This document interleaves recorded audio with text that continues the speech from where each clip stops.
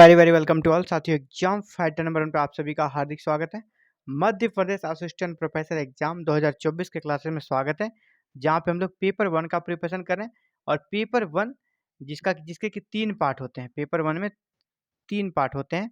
आपसे जो पूछे जाएंगे 50 प्रश्न, उसमें एमपी जीके का मैक्सिमम प्रश्न रहेगा, फिर करंट अफेयर्स के भी प्रश्न रहेंगे, और तीसरा है आईसीटी सूचना एवं संचार प्रौद्योगिकी। तो अभी हम लोग कर सकते हैं ऑलमोस्ट एमपीजी की और करंट अफेयर्स कंप्लीट कर चुके हैं।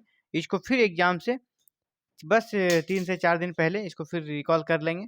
और अभी हम लोग आईसीटी को कंप्लीट करें, क्योंकि आईसीटी थोड़ा पढ़ाई कम हुआ है।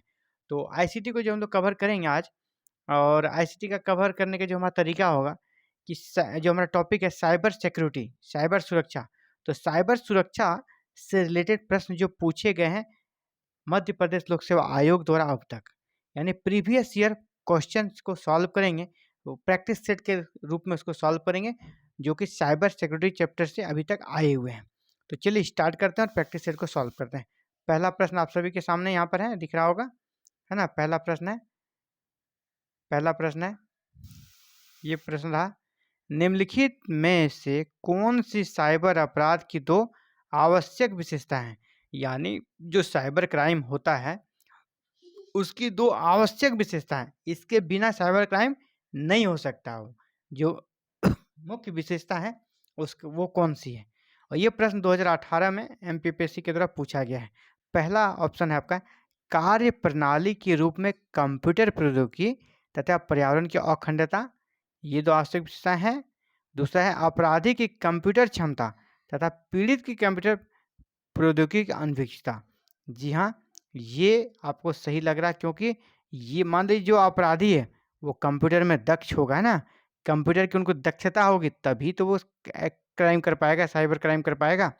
और दूसरा, जिसको वो शिकार बनाएगा, जो ठगी का शिकार होगा, वह व्यक्ति निश्चित ही रूप से कंप्यूटर प्रौद्योगिकी में अनभिज्ञ होगा, यानी उसको उसकी जानकारी कम होगी, अनभिज्ञ होगा।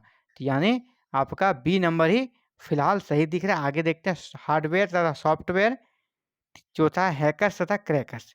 ये सब वैसा कुछ बात नहीं लग रही है कि साइबर अपराध यानी साइबर क्राइम की जो जो मूलभूत विशेषताएं हैं वो आपका बी नंबर ही सही लग रहा है कि अपराधी, इसमें हो जाएगा 2 बी नंबर, कि अपराधी की कंप्यूटर दक्षता, अपराधी कंप्यूटर में दक्ष होगा, और जो पीड़ित होगा वो कंप्यूटर जो प्रौद्योगिकी है उससे अनभिज्ञ होगा, यानी कि उसकी कंप्यूटर की जानकारी नहीं होगी, तभी साइबर अपराध या साइबर क्राइम हो सकता है। ये 2 आवश्यक विशेषता है। चलिए अगला है, एक जानबूझकर विघटनकारी विघटनकारी सॉफ्टवेयर जो कंप्यूटर से कंप्यूटर तक फैलता है को कहा जाता है। ये प्रश्न है आपका। एक जानबूझकर विघटनकारी सॉफ्टवेयर जो कंप्यूटर से कंप्यूटर तक फैलता है को कहा जाता है। ये भी 2018 में एमपीपीएससी द्वारा पूछ लिया गया है। तो उसको क्या कहते हैं, उस विघटनकारी सॉफ्टवेयर को जो कंप्यूटर से कंप्यूटर तक फैलता है? Search engine, chat software, email या वायरस। तो उसको क्या कहते हैं? वायरस कहते हैं। इसको कहते हैं वायरस, डी नंबर। अगला है, निम्नलिखित संक्षेप रूपों में कौन सा समान रूप में अवांछित जंक ईमेल का वर्णन करता है? जंक ईमेल का वर्णन करता है। ये जो संक्षेप रूप हैं, ऑप्शन में आपको 4 संक्षेप रूप मिल रहे हैं। इन संक्षेप रूपों में किससे आपको ये पता चलता है कि अवांछित, जिसको आप नहीं चाहते हैं, वो जंक ईमेल है ना, ऐसा ईमेल है जिसको आप नहीं चाहते हैं, अवांछित जंक ईमेल का वर्णन करता है। तो उसके लिए एक संक्षेप में उसके लिए एक टर्म आता है ना, अवांछित ईमेल्स, जिसको आप नहीं चाहते वैसे ईमेल्स अगर आ जाते हैं उसको क्या बोलते हैं? क्रैम, ड्रैम, जैम या स्पैम। तो उसको स्पैम बोलते हैं ना, स्पैम। अवांछित ईमेल्स को क्या बोलते हैं? स्पैम। तो आपका डी नंबर आंसर हो जाएगा। ये भी 2018 में एमपीपीएससी द्वारा पूछा गया है। अब अगला जो प्रश्न है जंक ईमेल से ही संबंधित है। जंक ईमेल को डैश भी कहते हैं। जंक ईमेल को डैश भी कहते हैं, यानी जंक ईमेल को और क्या कहते हैं? जंक ईमेल को दूसरा और क्या कहते हैं, ये आपसे पूछा जा रहा है। ये भी 2018 और 2013 2 बार पूछा गया है। तो जंक ईमेल को अभी हम लोगों ने देखा स्पूफ, स्पूल, सिम्फर स्क्रिप्ट या स्पैम। अभी हम लोग ने जंक ईमेल को क्या बोलते हैं?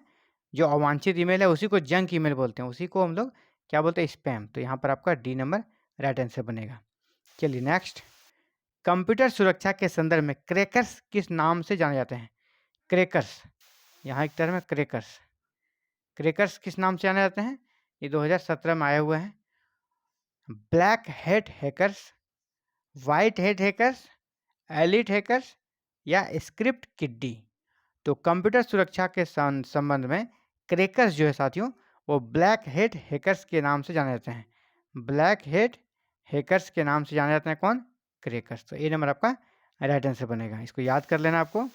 नेक्स्ट है, कंप्यूटर में फैलने वाला वायरस है।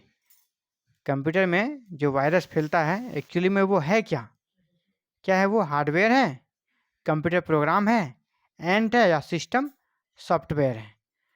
तो कंप्यूटर में जो फैलने वाला वायरस है उसको बेसिकली क्या बोलते हैं? एक तरह से वो बनाया जाता है ना, प्रोग्राम बनाया जाता है कंप्यूटर में, और उस प्रोग्राम का ही एक पार्ट है हमारा वायरस।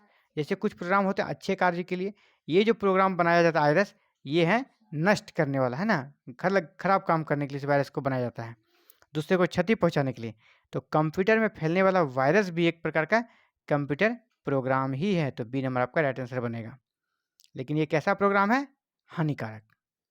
Next, spam. अभी हम लोग स्पैम के बारे में 3 प्रश्नों को सॉल्व कर चुके हैं। स्पैम किस विषय से संबंधित शब्द है? स्पैम का प्रयोग आप कहाँ देखते हैं? कंप्यूटर में, कला में, संगीत में या खेल में? जी हाँ, बिल्कुल, स्पैम का हम लोग प्रयोग कहाँ करते हैं? कंप्यूटर में। अभी हम लोग को देखा, अवांछित ईमेल, जंक ईमेल को स्पैम कहा जाता है। नेक्स्ट है, संचार नेटवर्क प्रणाली में फायरवॉल का प्रयोग निम्न में से किससे बचाता है? संचार नेटवर्क प्रणाली में फायरवॉल का प्रयोग करने से किससे बचत होती है? अनाधिकृत आक्रमण से, डेटा ड्रिवन आक्रमण से, अग्नि आक्रमण या वायरस आक्रमण? तो जो हमारा फायरवॉल है वो हमको किससे प्रोटेक्ट करता है? अनाधिकृत आक्रमण, यानी कोई अगर वैसे ही आपके सिस्टम पे प्रवेश करना चाहता है तो उस पर वो रोक लगाता है हमारा फायरवॉल। तो संचार नेटवर्क प्रणाली में फायरवॉल क्या करता है? अनाधिकृत आक्रमण से हमें बचाता है, सेफ रखता है। चलिए नेक्स्ट, कंप्यूटर हैकर है। कंप्यूटर हैकर आपको वास्तव में है क्या, है ना? कंप्यूटर हैकर क्या है? एक व्यक्ति जो कंप्यूटर की सुरक्षा बनाए रखता है। नहीं, हैकर तो सुरक्षा बनाता नहीं बल्कि उसको नष्ट करता है ना। एक व्यक्ति जो व्यक्तिगत लाभ के दूषित इरादों से, है ना, व्यक्तिगत लाभ के दूषित इरादों से कंप्यूटर सुरक्षा का पालन नहीं करता। तो आपको राइट आंसर तो यही मिल गया, यही हो गया हैकर। वैसा व्यक्ति जो व्यक्तिगत लाभ के लिए दूषित इरादों से, गलत इरादों से कंप्यूटर सुरक्षा का पालन नहीं करता है ना। तो यही आपका बी नंबर राइट आंसर बन रहा है। आखिर आगे का ऑप्शन को देख लें, कंप्यूटर के सुरक्षित परिचालन हेतु उत्तरदायी व्यक्ति, कंप्यूटर सुधारने वाला व्यक्ति नहीं। आपका बी नंबर ही राइट आंसर बन रहा है। एक व्यक्ति जो व्यक्तिगत लाभ के लिए ना, अपने लाभ के लिए दूषित इरादों में, गलत इरादों से कंप्यूटर सुरक्षा का पालन नहीं करता है वो। तो बी नंबर आपका आंसर बन गया। अगला है, साइबर क्राइम कार्य है। निम्नलिखित में से कौन सा कार्य साइबर क्राइम के अंतर्गत आएगा? कौन सा कार्य? हैकिंग, हैकिंग तो आएगा। स्टॉकिंग, ये भी आएगा। सर्विस आघात की मनाही, ये भी आएगा। यानी आपका आंसर सभी हो जाएगा, ये सभी। तो डी नंबर आपका राइट आंसर यहाँ पर बन जाएगा। नेक्स्ट है,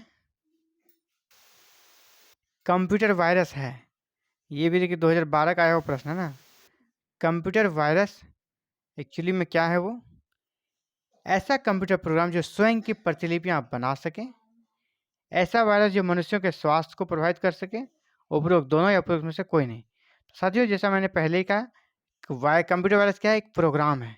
तो ऐसा कंप्यूटर प्रोग्राम है और यह क्या करता है? स्वयं की प्रतिलिपियां यानी स्वयं का कॉपी बनाता है। तो कंप्यूटर वायरस किससे संबंधित क्या है? तो ऐसा कंप्यूटर प्रोग्राम जो स्वयं की प्रतिलिपियां बनाता है। आपका ए नंबर यहाँ राइट आंसर बनेगा। ए नंबर आंसर सही है। तो ये था साथियों आप सभी के लिए इम्पोर्टेंट प्रैक्टिस सेट, जो कि प्रीवियस ईयर क्वेश्चंस को हमने सॉल्व किया और हमारा टॉपिक था साइबर सिक्योरिटी, साइबर सुरक्षा। इसी पर आप भी चाहते हैं एमपी असिस्टेंट प्रोफेसर पेपर 1 की कंप्लीट तैयारी करें, यूनिट वाइज तैयारी करें, तो हमारे साथ जुड़कर पेपर 1 की कंप्लीट प्रिपरेशन कर सकते हैं। हमारे साथ जुड़कर प्रिपरेशन करने के लिए आपको चैनल को क्या करना है? सब्सक्राइब बेल आइकन को प्रेस और ऑल बटन को क्लिक करना है ताकि क्लासेस की वीडियो जो कि एवरीडे अपलोड की जाती है, अपलोड होते ही आपको नोटिफिकेशन मिल सके और क्लासेस को आप देख सकें। और विशेष बात ये है कि आप अगर चाहते हैं कि एमपी असिस्टेंट प्रोफेसर से जुड़ी हर छोटी-बड़ी अपडेट्स भी प्राप्त करें, हर छोटी-बड़ी सूचना भी प्राप्त करें, तो उसके लिए भी आप हमारे चैनल के साथ जुड़े रहें। यहाँ इस वैकेंसी से जुड़ी हर छोटी-बड़ी अपडेट्स, इन्फॉर्मेशन आपको प्रोवाइड कराई जाती है और सारी सुविधा बिल्कुल निःशुल्क है। इसके लिए बस आपको करना है चैनल को सब्सक्राइब, बेल आइकन को प्रेस और ऑल बटन को क्लिक करना है ताकि आने वाले नेक्स्ट अपडेट और क्लासेस से रिलेटेड वीडियो अपलोड होते ही आपको नोटिफिकेशन मिले और आप अपडेट्स को भी प्राप्त कर सकें और क्लासेस को भी कंप्लीट कर सकें। Thank you very very much for watching this video and connecting with exam fighter number 1।